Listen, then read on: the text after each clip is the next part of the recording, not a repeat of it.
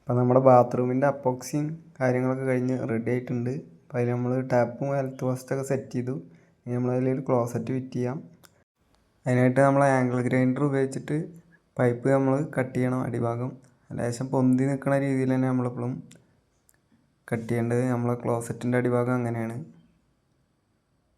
അപ്പോൾ അത് നമ്മൾ കട്ട് ചെയ്യുമ്പോൾ ശ്രദ്ധിക്കേണ്ടത് എന്താ വെച്ചാൽ സൈഡിൽ നിന്ന് തന്നെ വരഞ്ഞ് കട്ട് ചെയ്യണം. പൈപ്പിൻ്റെ ഉള്ളിലിറക്കിയിട്ട് കട്ടർ ഒരിക്കലും കട്ട് ചെയ്യരുത്, നമുക്ക് അപകടം വരും. അപ്പോൾ നമ്മളത് കട്ടായി സെറ്റായിട്ടുണ്ട്. അതൊന്ന് കാണിക്കാം, കണ്ടോ. ഇനി നമുക്ക് ഇതിലേക്ക് ക്ലോസറ്റിൻ്റെ അടപ്പ് മെല്ലെ സ്റ്റിക്കർ ഇളക്കിയിട്ട് മാറ്റി വയ്ക്കുക. കാരണം ക്ലോസറ്റ് പൊന്തിച്ചുകൊണ്ടാകുമ്പോൾ ചരിക്കുമ്പോഴൊക്കെ അടപ്പ് ഇളകിയിട്ട് പൊട്ടാൻ ചാൻസ് ഉണ്ട്. അപ്പോൾ അതുകൊണ്ട് നമ്മളത് ആദ്യം തന്നെ മാറ്റി വെച്ചു.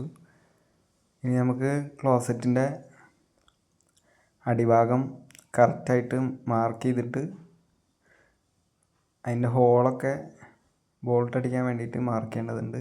അതിനായിട്ട് നമ്മൾ ക്ലോസറ്റിൻ്റെ കൂടെ കിട്ടുന്ന ഒരു റിങ്ങാണ്. കമ്പനി ഇതിൻ്റെ പേര് ഗാസ്കറ്റ് എന്നാണ് കൊടുത്തിട്ടുണ്ടാവുക.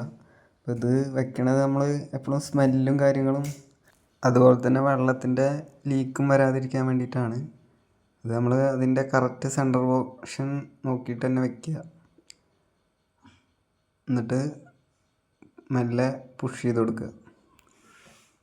ഇത് നമ്മൾ മുന്നേ തന്നെ വെക്കണത് എന്താ വെച്ചാൽ ക്ലോസറ്റ് ഇരിക്കണ ഭാഗം പൈപ്പിൻ്റെ സെൻറ്റർ ഭാഗത്ത് തന്നെ കിട്ടാൻ വേണ്ടിയിട്ടാണ്. അത് മുന്നേ വെക്കാണ്ട് നമുക്ക് അളവെടുക്കാം, കറക്റ്റ് നോക്കിയിട്ട് തന്നെ വെച്ചാൽ മതി. ഇനി നമുക്ക് അതിൻ്റെ സൈഡും ബോൾട്ടിൻ്റെ ഭാഗം മാർക്ക് ചെയ്യണം. പെൻസിലായിട്ട് ഞങ്ങൾ മാർക്ക് ചെയ്തിട്ടുണ്ട്. ഇനി നമുക്ക് മുന്നേ വെച്ച ഗാസ്കറ്റ് ഇങ്ങോട്ട് എടുക്കാം. അത് ഡാമേജൊന്നും സംഭവിച്ചില്ല. നമ്മളത് എപ്പോഴും നോക്കണം ഡാമേജ് ഉണ്ടോയെന്ന്. ഡാമേജ് സംഭവിക്കാണ്ട് വെക്കണം. ഇനി നമുക്ക് ക്ലോസറ്റ് ആ ഭാഗത്തുനിന്ന് മാറ്റി വെച്ചിട്ട് നമുക്ക് അതിൻ്റെ ഹോള് രണ്ടും ക്ലിയറായിട്ട് അടിച്ചു കൊടുക്കുക. ഇത് ഗാസ്കറ്റിൻ്റെ കൂടെ വരുന്ന ബോൾട്ട് എപ്പോഴും 8mm ആവും. അത് 10mmൻ്റെയും വരാറുണ്ട്. നമ്മുടെ കയ്യിലിപ്പോൾ വന്നിരിക്കുന്നത് 8mmൻ്റെ പ്ലഗാണ്. അതിൻ്റെ ബിറ്റ് നമ്മുടെ അടുത്തുണ്ട്. അപ്പോൾ അത് കറക്റ്റായിട്ട് നമ്മൾ അടിച്ചു കൊടുക്കുകയാണ്. രണ്ട് ഹോളും കറക്റ്റായിട്ട് ടൈൽമ അടിക്കുമ്പോൾ നമ്മൾ മെല്ലെ സ്ലോലി അടിക്കണം. അല്ല എന്താ വെച്ചാൽ വേഗം അടിച്ചു കഴിഞ്ഞാൽ ടൈല് ചിന്നിയിട്ട് പൊട്ടാൻ സാധ്യതയുണ്ട്. അത് നമ്മൾ ശ്രദ്ധിക്കണം രണ്ട് ഹോളും അടിക്കുമ്പോഴും. അപ്പോൾ നമ്മളത് ക്ലിയർ ആയിട്ടുണ്ട്. ഇനി നമുക്ക് അതിലേക്ക് പ്ലഗും കാര്യങ്ങളൊക്കെ അടിച്ച് ക്ലിയർ ആക്കാം. ക്ലോസറ്റ് ബോൾട്ട് ചെയ്യണതിൻ്റെ മുന്നേ നമ്മൾ സീറ്റ് കവർ ആദ്യം തന്നെ സെറ്റ് ചെയ്യാണ് നല്ലത്. അതിൻ്റെ ആ ബ്രാക്കറ്റ് വരുന്ന ഭാഗം സീറ്റ് കവറിൻ്റെ അലൈൻമെൻറ്റ് കറക്റ്റ് നോക്കിയിട്ട് അതിൻ്റെ അടിയിൽ നിന്ന് അതിൻ്റെ ബോൾട്ട് ടൈറ്റ് ചെയ്ത് കൊടുക്കുക. ഇനി നമുക്ക് ആ ക്ലോസറ്റിൻ്റെ രണ്ട് പ്ലഗിലേക്കും ഒന്ന് ഫ്രീ ആകാൻ വേണ്ടിയിട്ട് ആ സ്ക്രൂ വെറുതെ ഒന്ന് ടൈറ്റ് ചെയ്ത് കൊടുക്കുക. എന്നിട്ട് അപ്പം തന്നെ ഊരിയെടുക്കാം.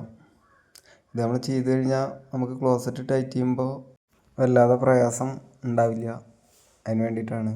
ഇനി നമുക്ക് ക്ലോസറ്റ് നേരത്തെ മാർക്ക് ചെയ്ത് വെച്ച വരയിലേക്ക് കറക്റ്റായി നോക്കിയിട്ട് തന്നെ വെച്ച് കൊടുക്കാം.